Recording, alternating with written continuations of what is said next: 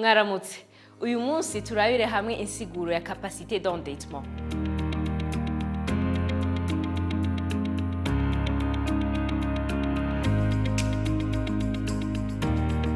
Capacité d'endettement ni urugezo rw'amadeni ishirahamwe rishobora gufata kandi rikabandanya rikora neza ridafise ingorane z'amafaranga. Kugira bayimenye, abajeje gutunganya ivy'amafaranga mw'ishirahamwe barihweza amafaranga ryinjiza, ayo rikoresha, inyungu rironka hamwe n'amadeni risanzwe rifise. Nivyo bica bifasha kumenya nimba rishobora gufata irindi deni no kurisubiza mu gihe gitegekanijwe. Nk'akarorero, nimba ishirahamwe ryinjiza imiliyoni 10 z'amafaranga y'amarundi ku kwezi kandi rikaba risanzwe rikoresha igice c'ayo mafaranga mu bikorwa vyaryo vya buri munsi, rirashobora gufata ideni kugira ngo ryagure ibikorwa vyaryo. Ariko kandi ritegerezwa gufata ideni rizi neza ko rizoshobora kurisubiza igihe kigeze. Iyo ideni rirenze ubushobozi bwaryo, ibikorwa vy'ishirahamwe birashobora guhungabana.